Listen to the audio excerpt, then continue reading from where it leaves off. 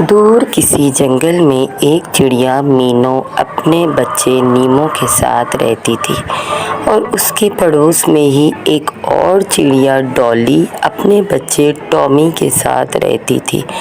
वो दोनों चिड़िया बहुत अच्छी सहेलियां थी। जंगल में सबको उनकी दोस्ती के बारे में पता था, क्योंकि इन दोनों की तरह जंगल में किसी और की इतनी दोस्ती ना थी। वो दोनों चिड़िया एक दूसरे की दोस्त थी, ऐसे ही उनके बच्चे भी एक दूसरे के दोस्त थे। दोनों चिड़िया के बीच बारी बारी से अनाज लाने की जिम्मेदारी थी।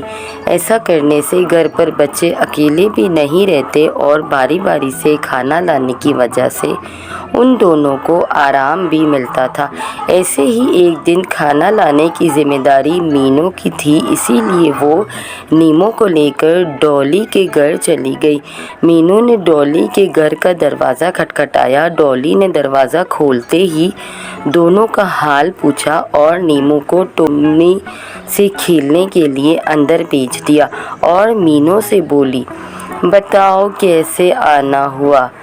अरे डॉली, तुम भूल गई क्या? अनाज खाना लाने की जिम्मेदारी मेरी है, इसीलिए मैं नीमो को तुम्हारे घर छोड़ने आई हूँ।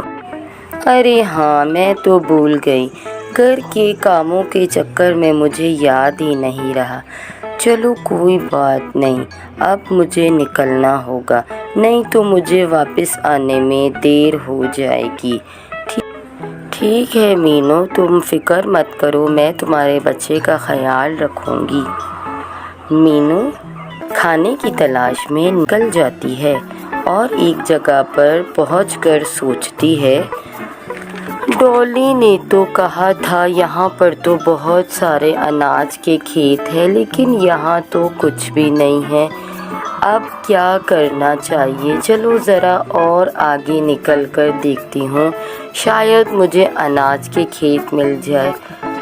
और वो उड़ते उड़ते यहाँ आ गई। ये तो बड़े परिंदों का इलाका है, यहाँ मुझे ख़तरा होगा। अब मुझे वापसी लेनी चाहिए और अगर मैं अभी नहीं निकली तो मुझे बहुत देर हो जाएगी। बचाओ बचाओ, कोई मुझे बचाओ। पापा आप कहाँ हैं? अरे ये किसकी आवाज़ है? मुझे जाकर देखना होगा कि कहीं कोई मुसीबत में तो नहीं। ये आवाज़ तो उस पेड़ से आ रही है। ये बच्चा तो बहुत मोटा ताज़ा दिख रहा है, इसे खाकर तो 2-3 दिन तक मैं बिना कुछ खाए रह सकता हूँ। अरे नागराज, तुम उधर ही रुक जाओ। अरे ओ नागराजा, तुम्हें पता नहीं ये किसका बच्चा है? हाँ हाँ, मुझे मत सिखाओ, मैं अच्छी तरह से जानता हूँ ये किसका बच्चा है। अगर इसके माँ बाप ने तुम्हें यहाँ देख लिया तो वो तुम्हारे टुकड़े टुकड़े कर देंगे। मुझे बहुत भूख लग रही है, मैंने 2 दिन से कुछ नहीं खाया। क्या करूँ, पापी पेट का सवाल है।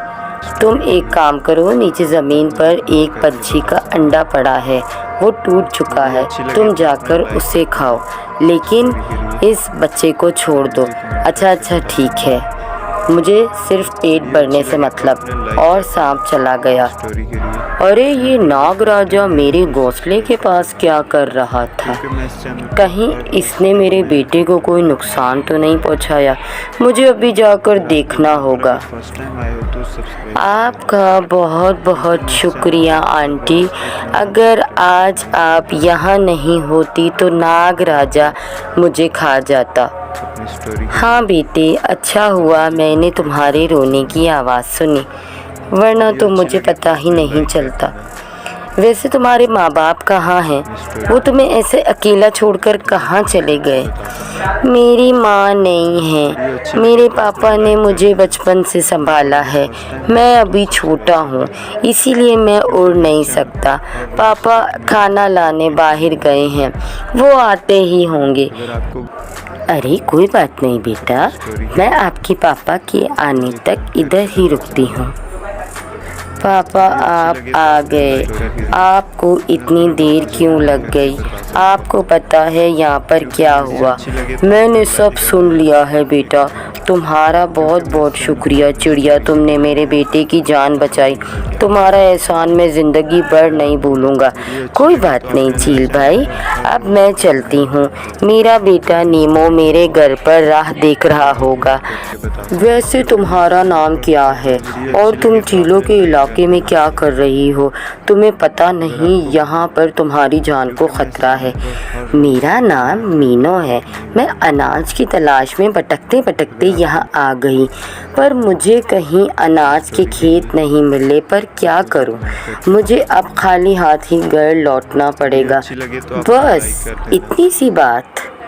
मीनो तुम फिक्र मत करो, मैंने इमरजेंसी के लिए थोड़ा खाना इकट्ठा करके रखा है, वो तुम ले जा सकती हो।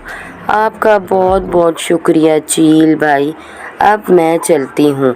रुको, मैं तुम्हें इलाके से बाहर तक छोड़ देता हूँ ताकि तुम्हें कोई परिंदा नुकसान ना पहुँचाए।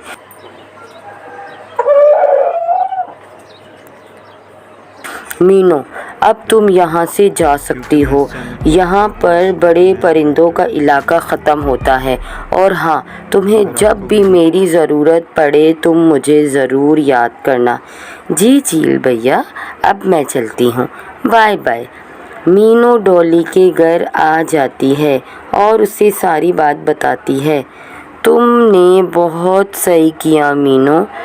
ठीक है डॉली, अब मैं घर चलती हूँ।